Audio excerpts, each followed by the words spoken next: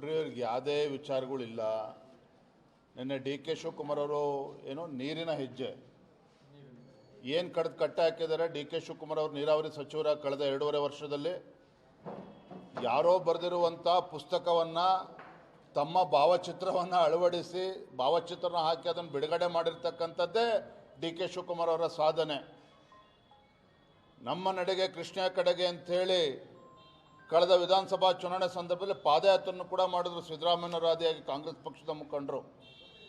ಕಳೆದ 2.5 ವರ್ಷದಲ್ಲಿ ನಮ್ಮ ರಾಜ್ಯದಲ್ಲಿ ನೀರಾವರಿ ಯೋಜನೆಗಳಿಗೆ ಎಷ್ಟು ಅನುದಾನವನ್ನು ನೀಡಿದ್ದಾರೆ ಅದನ್ನು ಕೂಡ ಬಹಿರಂಗವಾಗಿ ಚರ್ಚೆ ಮಾಡಲಿ ಅಥವಾ ಸದನದಲ್ಲಿ ಚರ್ಚೆ ಮಾಡಲಿ. ಮಹದಾಯಿ ವಿಚಾರದಲ್ಲಿ ನಿನ್ನೆ ಭಾಳ ಉದ್ದುದ್ದ ಭಾಷಣ ಮಾಡಿದ್ದಾರೆ ಸಿದ್ದರಾಮಯ್ಯನವರು, ಡಿ ಕೆ ಶಿವಕುಮಾರ್ ಅವರು.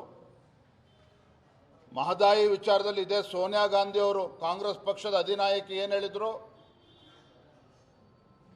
2010ರಲ್ಲಿ ಯಾವುದೇ ಕಾರಣಕ್ಕೂ ಗೋವಾದಿಂದ ಒಂದು ಹನಿ ನೀರನ್ನು ಕೂಡ ನಾವು ಕರ್ನಾಟಕಕ್ಕೆ ಕೊಡೋದಿಲ್ಲ ಅಂತೇಳಿ ಇದೇ ಸೋನಿಯಾ ಗಾಂಧಿ ಅವರು ಗೋವಾ ಚುನಾವಣಾ ಸಂದರ್ಭದಲ್ಲಿ ಹೇಳಿಕೆಯನ್ನು ನೀಡಿದರು. ಎಲ್ಲೋಗಿದ್ರು ಸಿದ್ದರಾಮಯ್ಯವರು, ಡಿ ಕೆ ಶಿವಕುಮಾರ್ ಅವರು? ಇವತ್ತು ಕಳಸಾ ಬಂಡೂರಿ ವಿಚಾರದಲ್ಲಿ ಇವತ್ತೇನಾದರೂ ಅಲ್ಲಿ ಪ್ರೋಗ್ರೆಸ್ ಆಗಿದೆ ಅಂತ ಹೇಳಿದ್ರೆ NDA ಸರ್ಕಾರ ಬಂದ ನಂತರದಲ್ಲಿ 2010ರಲ್ಲಿ ಟ್ರಿಬ್ಯುನಲ್ ತೀರ್ಪು ಬಂದರೂ ಸಹ ಅದ್ರ ಬಗ್ಗೆ ಯಾವುದೇ ಒಂದು ತೀರ್ಮಾನವನ್ನು ಮಾಡಲಿಲ್ಲ ಇವರು UPA ಸರ್ಕಾರ ಇದ್ದರೂ ಸಹ.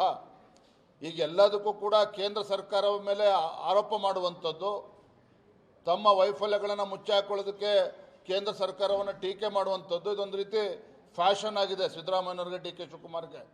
ವಾಸ್ತವಿಕ ಸತ್ಯ ಏನಪ್ಪ ಅಂತ ಹೇಳಿದ್ರೆ ಕಳೆದ 2.5 ವರ್ಷದಲ್ಲಿ ಏನು ಬಜೆಟ್ನಲ್ಲಿ ಎಷ್ಟೆಷ್ಟು ನೀರಾವರಿ ಯೋಜನೆಗಳಿಗೆ ಅನುದಾನ ನೀಡಿದ್ದಾರೆ ತೆಗೆದು ನೋಡಿದ್ರೆ ಡಿ ಕೆ ಶಿವಕುಮಾರ್ ಅವ್ರಿಗೆ ಗೊತ್ತಾಗ್ತದೆ.